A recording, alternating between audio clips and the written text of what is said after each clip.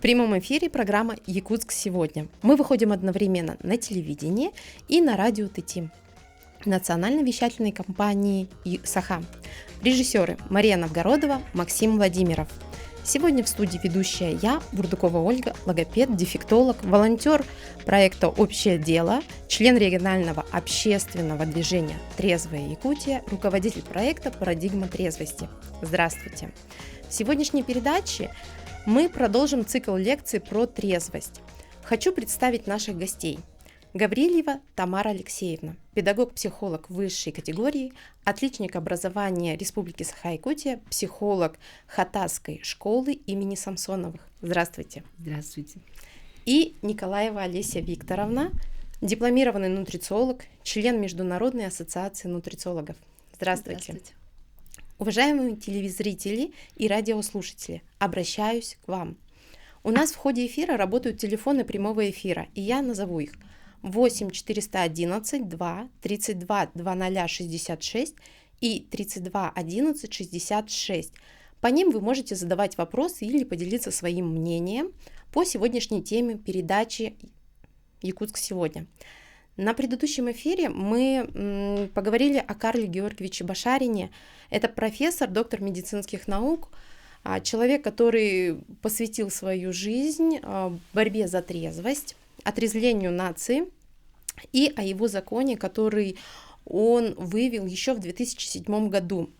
А сегодня мы уже подробно остановимся на первой части закона Карла Георгиевича. И он говорит, трезвость – это полная свобода от алкогольного, табачного, наркотического программирования и фактических отравлений. Как утверждает китайская мудрость, заниматься своим здоровьем необходимо не за 3 дня до смерти, да, а за 3 года до начала болезни. В современной медицине, в принципе, есть такой огромный блок, называется профилактика или превентивная медицина. И, в общем-то, это грамотно и правильно, потому что основным принципом превентивной медицины является не пассивное ожидание болезни, откуда-то она пришла, да, и уже ее последующее лечение, а проведение предупреждающих мероприятий задолго до ее начала. И так вот, и в сохранении трезвости нам также крайне важно активно придерживаться именно этого принципа.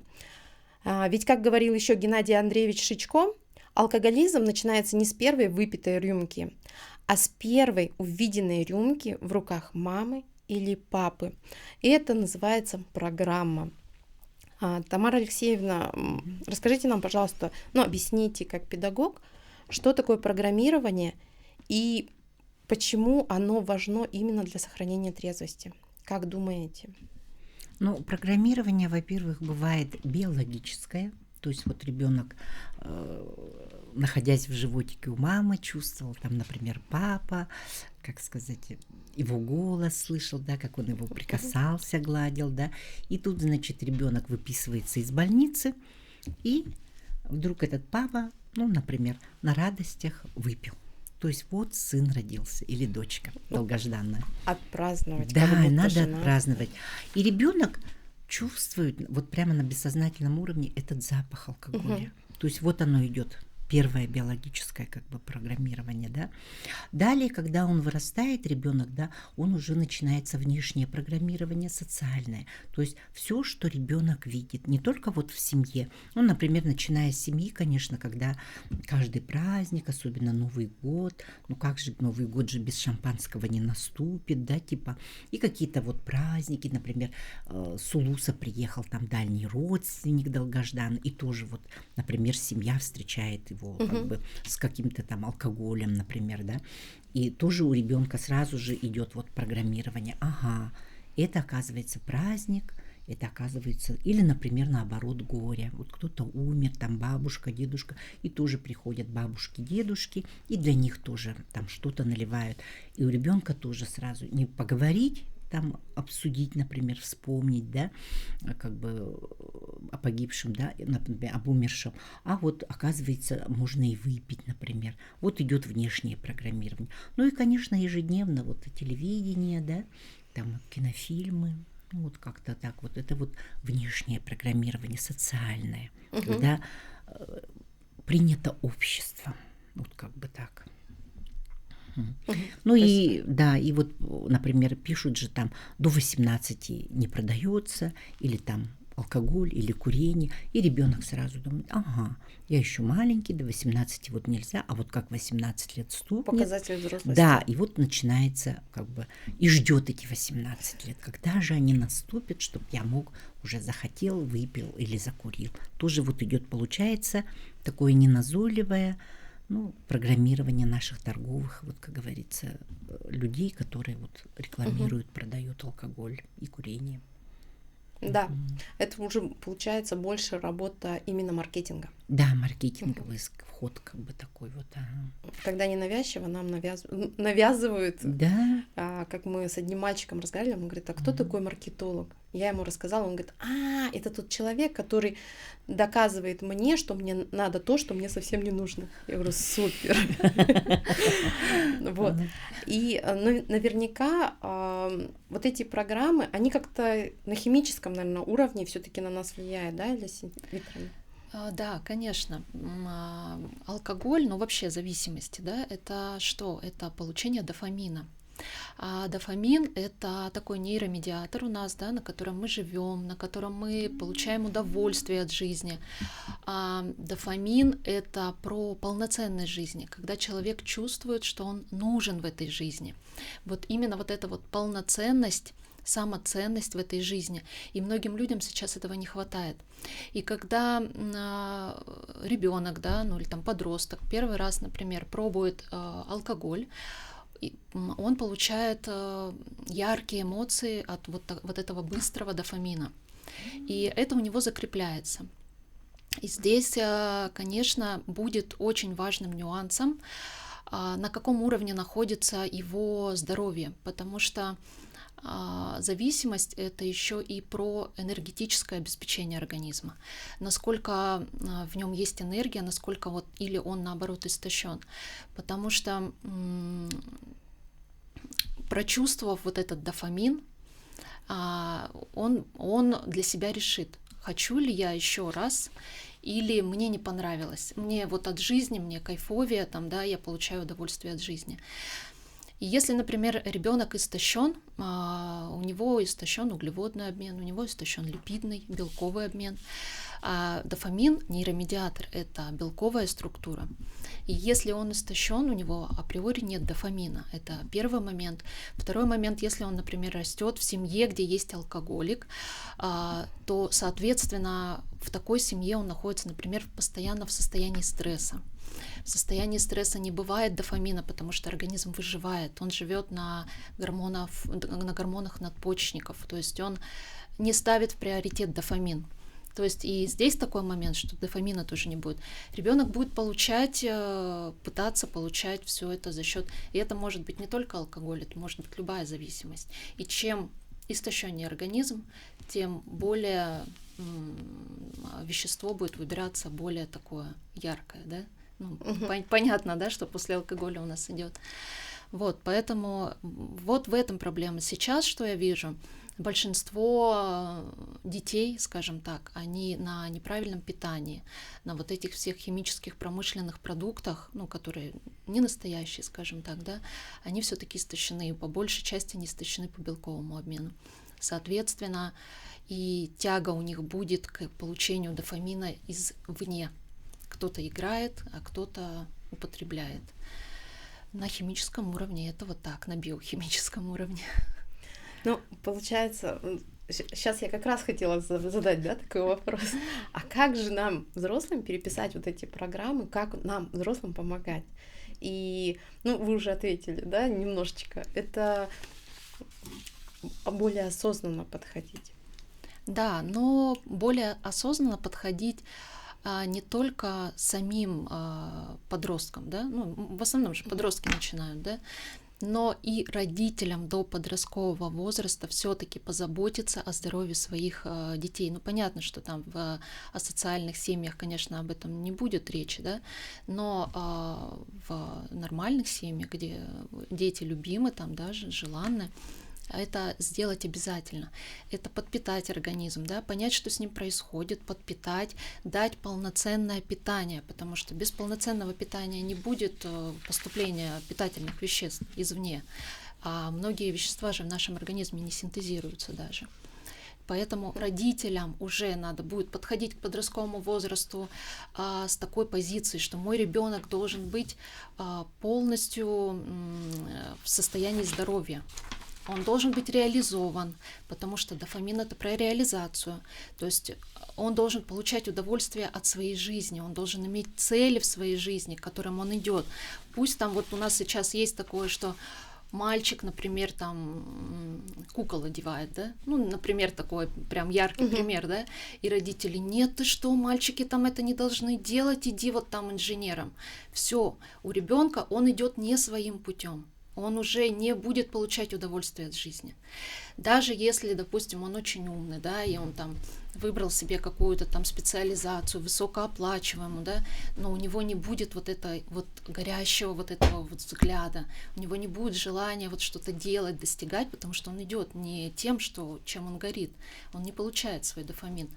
И здесь в течение там какого-то времени он будет ощущать пустоту, и эту пустоту он начнет заполнять. Он по-любому ее начнет заполнять через какое-то время. Вот, поэтому здесь вот, два таких важных нюанса. Это позаботиться о здоровье, чтобы ребенок был полностью здоров, да, максимально, по крайней мере, приблизиться к этому. И второй момент, чтобы ребенок был реализован, чтобы он нашел. Вот почему еще говорят, да, дети должны попробовать в жизни все, чтобы узнать, чем они горят, что им нравится. Во всех кружках побывать. Вот как раз для этого момента, чтобы он знал, к чему ему идти, он знал, от чего он получает свой кайф от жизни. Вот на эти моменты нужно, конечно, родителям обратить внимание.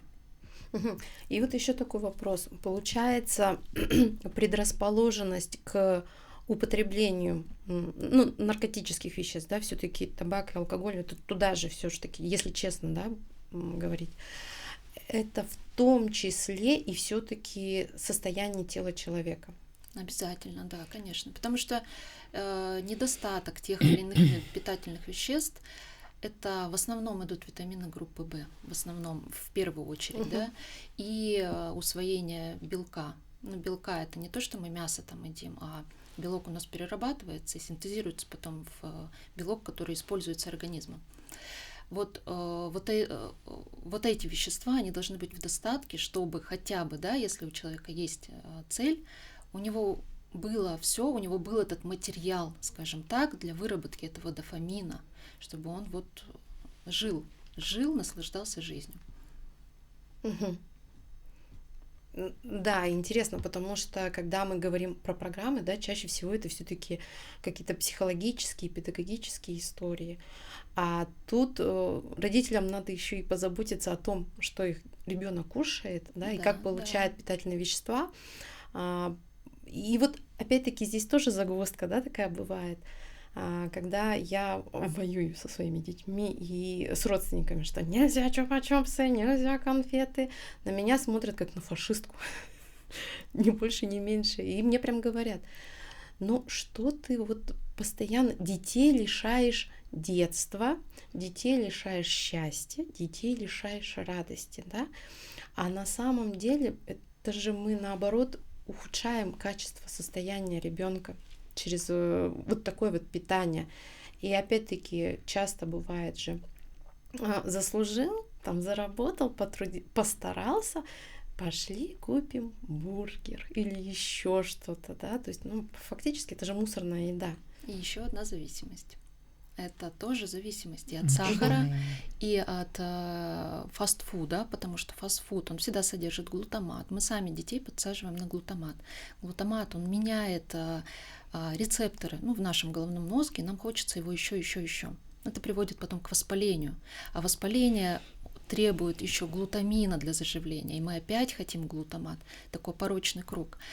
А сахар — это зависимость. Ну, Это одна из видов зависимости, потому что здесь тоже и рецепторы, да, в том числе, и мы когда съедаем конфетку, на следующий раз конфетка уже не такая вкусная, хочется там что-то еще послаще, и вот так оно пошло по кругу. А ведь инсулинорезистентность сейчас, диабета очень много, да, это начинается все вот как раз таких поощрений, когда фиксируется вот этот вот механизм у нас. Сделал что-то хорошо, получил удовольствие. От сладкого, от быстрого дофамина. Не от того, что ты там сделал, горы свернул, а от того, что ты вот сладенькое съел, да, но это как с алкоголем. У нас же тоже такая тема есть. Тяжелый, допустим, рабочий день, пришли расслабиться, какого-нибудь там полусладкого, да, это тоже, это мы отработали день, мы устали, мы на стрессе потратили все, что у нас было, да, мы пришли, и нам нужно это восполнить, эту пустоту заполнить какими-то эмоциями. Эмоции — это быстрый дофамин в, допустим, там алкоголе. Если мы хотим сладкого алкоголя, это еще и говорит о том, что мы провалились по сахару, мы ушли в гипогликемию, и нам нужно поднять этот сахар.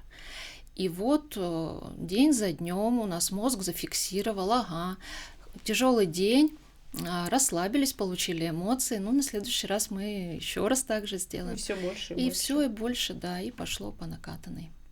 Да, да, еще же Дадали Владимир Абдуллаевич также говорит, что сахар, в общем-то, это предшественник, да, и те товарищи, которые сладкоежки, очень любят, они, в принципе, предрасположены к этой вот печальной истории, к любым маниям, назовем так, да. Поэтому, да, то есть вообще очень здорово, на самом деле, что получается вот эфир такой, когда мы вот в союзе говорим и про душу, и про тело. Да. Потому что чаще всего мы как-то начинаем разделять, да, вот педагогика, душа, а в тело это вроде как другие специалисты, а оно все вместе. И вот тоже такой момент сейчас прям для себя отловила. Я не понимала раньше, почему, допустим, трезвая семья, а ребенок приобретает какие-то мании. И для меня было непонятно, ну вроде бы же он растет в среде, где поддерживают трезвость, где ребенок видит трезвых родителей, их рост, их состояние, их речи. Почему они тогда вот скатываются, да, вот в какую-то печальную историю? А оказывается, тело, Да. которое, в свою очередь, мы, как родители, не наполняем достаточно. Да, это ответственность родителей. Пока ребенок находится в возрасте ребенка, подростка, это ответственность родителей следить за состоянием, его состоянием. Угу. Спасибо. Татьяна Алексеевна, Тамара Алексеевна, я вас вот упрямо почему-то, я даже записала, да, сохранила, и в телефоне все равно вас ищу, как Татьяна Алексеевна. Вот. Тамара Алексеевна, вот такой вопрос.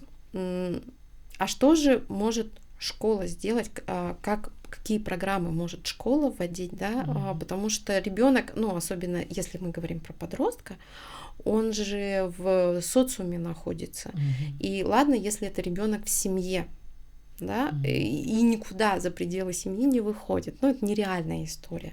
А на самом деле он же находится в школе. И вот как же, что может сделать в плане программирования школа? Ну, школа, конечно, вот, ну, я немножко напомню, да, что ребенок, конечно, воспитывается, растет в семье, но наступает такой момент, когда вот буквально у некоторых с 5 класса, да, начинается младший подростковый период. То есть это уже новообразование, общение со сверстниками.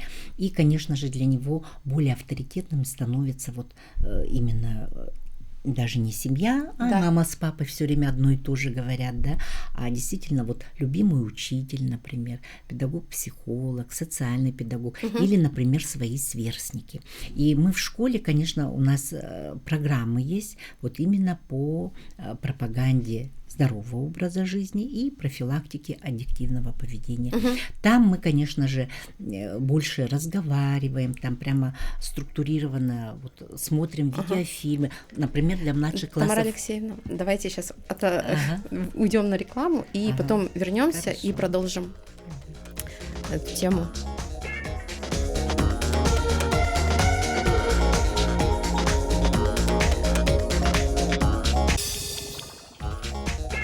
А мы возвращаемся в прямой эфир.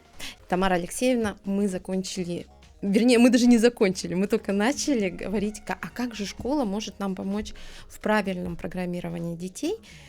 И, продолжаем.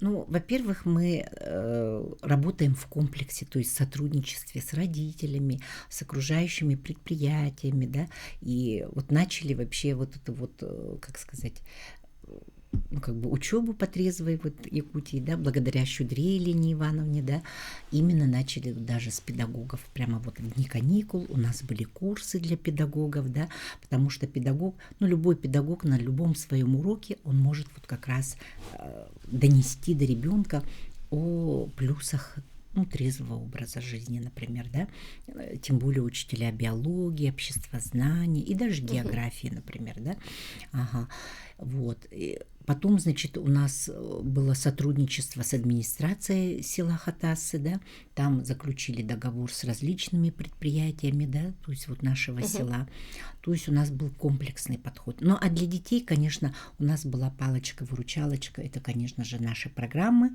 в которых у нас участвовали именно фильмы общего дела. Это просто было вот для начальных классов там мультфильмы, да, об опасности курения, алкоголя, а для, например, для более старших ребят прямо документальные фильмы.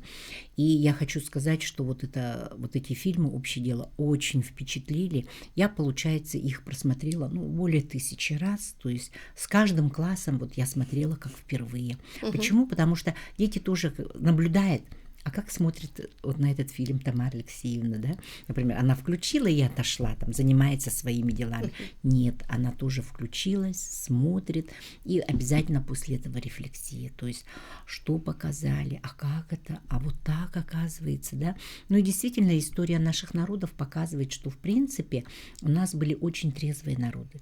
Да. И что русские, вот тем более наш народ Саха, например, да, если и были там вот какие-то, как сказать, не слабоалкогольные, а вот кисломолочные продукты, кумыс, например, бырпах, да, это было, то есть полезные, в принципе, продукты. А у русских народов я вот знаю, что там квас, например, да, квашеная капуста даже, например, да, то есть это тоже вот я, например, насколько я знаю, это природный как бы алкоголь, да, очень, так скажем, полезный для организма. Вообще вот мы детям иногда объясняем на пальцах, да, вот чем опасен алкоголь. Вот наш организм сам вырабатывает вот в микродозах алкоголь, поэтому наши дети радуются, веселятся, когда вот праздник, да, им шампанского не нужно, так скажем, да. И вдруг, например, человек вырастает, вот ему, как говорится, как маркетологи говорят, после 18 лет, он выпивает бокал шампанского. Ничего не понимает организм. А наш организм очень умный компьютер. Что такое? Что случилось? Какая поступила, доза алкоголя вдруг поступила извне. Хотя я сам его вырабатываю, получается, да, из правильных продуктов, да. И вдруг поступила извне, и он перестает вырабатывать. И вот вы, наверное, заметили, бывают люди, которые вот, долго пили, или культурно-питейщики мы их называем, да, и они прямо сидят и ждут, когда же будет праздник, или чей-то там юбилей, или свадьба, да, почему они ждут? Чтобы выпить очередную дозу алкоголя, например, да, и тут организм ждет, не вырабатывает, и вот надо вот этот самое главное переждать этот период. Вот человек переходит на трезвый образ жизни, он перестает его вообще употреблять, и организм понимает, значит, со стороны не поступит. Придется самому вырабатывать. И вот мы питаемся кисломолочными продуктами, ряженка, простокваша, там сорот, да, там вот эти вот такие вот полезные продукты, например, те же соленые огурцы, например. И организм сам вот вырабатывает в микродозах это. Возвращается все, радость жизни, например, да, и ему это не надо. И вот даже по сладостям я хотела бы сказать, что его можно заменить натуральными, как говорится, сухофруктами, орехами, например. И вкусные вот эти вот, как курагу вот тоже поесть, например. Его много не съешь, или финики, например, да, они очень такие вкусные, сладкие. То есть и не надо зачем эти конфеты химические есть, когда есть натуральные, из фруктов, овощей, например, орехов, да. Полный кладезь, как говорится, витаминов. Вот. И как бы получается, что, ну, возвращается радость жизни, и ему алкоголь этот не нужен, понимаете? И любой праздник действительно превращается в праздник. Мы, например, как психологи, всегда предлагаем альтернативу. Если ты что-то запрещаешь, значит, надо предложить что-то другое. Ну вот бывает, вот у нас мальчики, они как-то любят больше, например, ну что-то такое вот рискованное там-то. Ну тогда, пожалуйста, идите в спорт, в бокс, или прыгайте с парашюта, например. Ну, какими-то вот такими вот видами спорта занимайтесь. Вообще, и даже как вот сжигать этот стресс. Я всегда говорю, вот особенно нашим выпускникам 9-11 классом, идите в спортзал, бегайте, прыгайте, пусть у вас прошибет пот, да, выйдет вот этот вот весь ваш стресс, например. И от чего бояться-то, если вы все знаете, учите каждый день, то и нормально все сдадите, в принципе, экзамены, да. А хозяйкам я, например, советую, ну вот вы рассердились, ну вот понервничали, да, ну перегладьте все постельное, ну перемойте наконец-то вот эти вот батареи, там потолки, там. Это, кстати, тоже хорошее средство поднять дофамин. Да, и вот, как говорится, и доброе дело сделали, да, ну как бы нудную работу выполнили, и в то же время сожгли вот этот, как говорится, стресс, например, да, то есть только физика, физические упражнения действительно вот этот стресс побеждает, то есть мы всегда показываем, например, или вот в фильме, герой фильма там, ну, дошел до какого-то состояния, обязательно обсуждать, говорить и разговаривать с детьми, обсуждать. Вот даже взяли газету, например, «Якутск вечерний», да, и читаем. Вот, встретились там друзья, детство, да, выпили там один другого по пьяни, ну, побил, убил нечаянно. И начинаем вот это обсуждать. Вот видишь, то есть все, что мы видим, слышим, вот все надо проговаривать, обсуждать и приводить в пример. Вот буквально у меня недавно была консультация, там у девочки, ну, родственники что-то повздорили, да, и, значит, один вот пьяный родственник пришел и побил там. Кто виноват? Ну, девочка не сразу правильно ответила, а потом дошли, что алкоголь виноват. Если бы вот этот вот родственник не выпил бы, не психовал бы, то есть он психовал, выпил, пошел разбираться и побил своего родственника. То есть такого бы не было бы вообще, понимаете? И вот и ребенок понял, да, оказывается, действительно, вот кто виноват-то. Не кто, а что виновато, понимаете? То есть это не выход. А можно было без алкоголя поговорить и разобраться, например. Что-то там, ну, да, абсолютно. Прийти к общему знаменателю. Ну, вот как-то так. И вот надо всегда все проговаривать. И вот мы в школе работаем не только вот с детьми, но и обязательно с родителями. Родители у меня часто очень просят, вот покажите нам, дети нам рассказывают, такой хороший фильм посмотрели, «Общее дело», а покажите нам, вот прямо молодые родители, мне очень было вот, ну, радостно это слышать, они прямо просят, покажите нам, не родительское собрание, а вот родительский всеобщий, прям покажите вот эти фильмы, о чем это, как это, вот вообще всю историю от начала до конца. Очень интересно. И все, короче, со всеми работаем. И с педагогами, и с детьми, ну и, конечно же, и с родителями. И надо нам тут не тянуть каждый на себя одеяло, а действительно это должно быть сотрудничество. Почему? Что наша цель – это здоровье, жизнь и безопасность наших детей и подростков, конечно. Да, абсолютно. Здесь нет кто... Знаете, я же логопед, и вот тоже иногда со специалистами разговариваем, и иногда бывают такие специалисты, говорят, я главнее логопеда. Я всегда смеюсь и говорю, ну, здесь нет кто главный, кто не главный. И в последнее время я вообще начала говорить, что самый главный специалист в жизни ребенка это его родитель. А все остальные помогающие специалисты, мы можем быть в жизни ребенка, а можем не быть, только по решению родителя. И здесь нет кто главнее, кто не главнее, потому что ребенок это не одеяло, а ребенок это человек, на пользу которого мы все вместе должны работать все-таки. И, Тамара Алексеевна, вот вы прям так здорово подметили. Я тоже себе сделала заметку, о чем я хотела сегодня поговорить. У нас тот эфир закончился тем, что я начала говорить о такой вещи, как быпах. Да? А сегодня, к сожалению, вот национальный якутский напиток быпах, да, у нас ушел в тень, да, это плохой напиток, нельзя его пить. И меня это задевает очень сильно. Почему? Потому что на самом деле напиток-то классный, быпах, и полезный. Но когда изменили технологию производства, то есть название осталось, а продукт фактически стал другим. И теперь у нас вот это название быпах, да, стало, грубо говоря, вне закона, да? Так же, как и квас. Действительно, сам по себе квас — это очень полезный напиток. Он же получается путем ферментации, сквашивания. И там микробиота, да, полезная, пробиотики. То есть из полезного продукта, но когда поменяли технологию производства, бахнули туда дрожжей, сахар, да, и это стал на самом деле совсем другой продукт, абсолютно другой.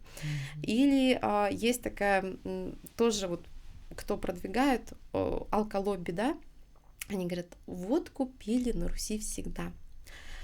Ведь я же изучала этот вопрос, я поднимала там, ну да, где-то она проскакивает. Но потом я нашла, что водка — это вообще-то вода, это травы, настоянные на воде. И да, действительно, травы, настоянные на воде, пили и пили все. И до сих пор пьют. И до сих пор пьют, да. И получается, что одно название, но продукты абсолютно разные, да, и вот таких подмен понятий очень много, к сожалению. И, в принципе, вот когда мы тоже изучаем, вот как работает маркетинг алколобби, ведь они же говорят чаще всего правду, да? Но они говорят часть правды, либо не договаривают всю правду целиком, и эта правда получается уже неправдой. Да, и вот для нас, на самом деле, это очень важно увидеть и вот это вот разграничивать. И все-таки, да, хочется теперь перейти, ну, раз мы так плавно перешли, к непосредственно отравлению. Да, вот все-таки когда-то наступает такой момент, Тамара Алексеевна, наверняка какие-то есть статистики, когда происходит первая проба в среднем? Ну, первая проба в большинстве своем происходит все-таки в семье, оказывается. Ну, взрослые отвлеклись, оставили на столе. Это примерно в каком возрасте? В разном у всех возрасте. Ну, в среднем. Да, ну, в школьном, скорее всего. Где-то начальные классы уже начинаются. Начальное, среднее звено, да? Начальное, среднее звено, ага. Бывают случаи даже и детсадовский возраст, дети вот такой вот. Но я, например, считаю, вот например, по технологиям, да, здесь все-таки должны, у нас же есть там Роспотребнадзор, в конце концов, вот что-то там вот именно в плане контроля должно быть идти от государственных структур. Мы же не можем там школы, например, покритиковать, там заставить, там сделайте нормальную технологию. Ну, это как-то не наша компетенция. Все-таки здесь должны быть соответствующие органы, я считаю, контролирующие. И раньше они были. Я помню, Лыткин Матвей Иванович возглавлял вот эту вот, да, структуру, и действительно они хорошо работали, и добились они и по времени, чтобы как-то ограничить время, да, продажи, и в принципе все к этому привыкли уже, да, нет такого вот прям, ой, почему там запретили, там, в принципе, вот такое вот, и все-таки контролирующие органы должны быть, я считаю, со стороны, ну, нашего государства. Вот, и по технологиям, ну и вообще вот как бы проверять качество вот этой продукции, я считаю, обязательно. И вот еще такой вопрос. Ну, реклама не дремлет, да, маркетинг не дремлет. И у человека в какой-то момент совершается вот эта проба, да, первая проба. И чаще всего первая проба-то она отрицательная. То есть чаще всего людям не нравится. Почему же они все пытаются распробовать? Ну, а вот тут вступает как раз социальное программирование. как это все пьют, а ты что, рыжий, что ли, там, типа, да, Мгм. белой вороной хочешь быть лучше всех нас. Но мне вот как-то я встретила такой случай, да, вот у молодежи. Там, значит, у нас она лидер, такая яркая, красивая, и она сразу куда-то зовут, она, я ЗОЖ. И она прям вот так жестко, конкретно. Мгм. Я сразу предупреждаю, я ЗОЖ. Если я иду с вами куда-то отдыхать, гулять, то без алкоголя. Она сразу вот Мгм. ставит точки над «и». И все так сразу на нее. И знаете, и вот люди-то тянутся. И вообще вот последнее время, например, да, все-таки я считаю, что вот эти вот годы наших занятий, вот этих программ, да, вот претворения вот в жизнь, да, как говорится, пропаганды ЗОЖ, все-таки оно повлияло, потому что как-то вот недавно был вот праздник там, да, и мы спросили, вот сколько, ну, у рестораторов там, надо ли вот покупать там. Не надо по минимуму. Я говорю, а почему? Так удивились, да? И вот у меня родственники рассказывали. Они говорят, а сейчас мало кто пьет. Представляете, там уже чисто для галочки ставят, вот как бы, ну, совсем без алкоголя, как это, да, ставят, но его мало кто уже пьет. Представляете, люди научились сами праздновать. Самое главное там тамада, чтобы он был веселый, всякие игры проводил. И побольше артистов, например, пели, чтобы люди действительно танцевали, дискотека там 80-х, 90-х, вспомнили свою молодость. И оказывается, пьют совершенно мало. И говорит, зачем, говорит, деньги переводить? Представляете? То есть вот все-таки мы уже какую-то привычку заложили, что это не главное. Самое главное – это действительно общение, общий досуг, очень, чтобы интересно все было, да, и люди действительно возросла ценность жизни, вот здоровья именно. И сейчас вот у нас очень популярны специалисты-нутрициологи. Я вот тоже очень заинтересовалась. Хочу пригласить вас к себе в нашу... Нет, я хочу вас пригласить в нашу школу, да, для наших педагогов, родителей, для детей, да, чтобы она вот действительно рассказала, как правильно поддерживать свое здоровье правильными, хорошими продуктами. Мне очень это интересно тоже. С удовольствием, да. Вот как-то так.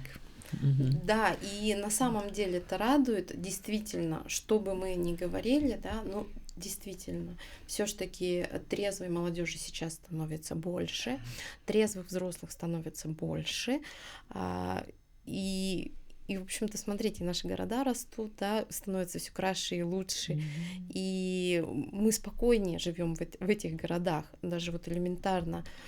У нас ребенок иногда у меня бывает оставить там велосипед не пристегнутый.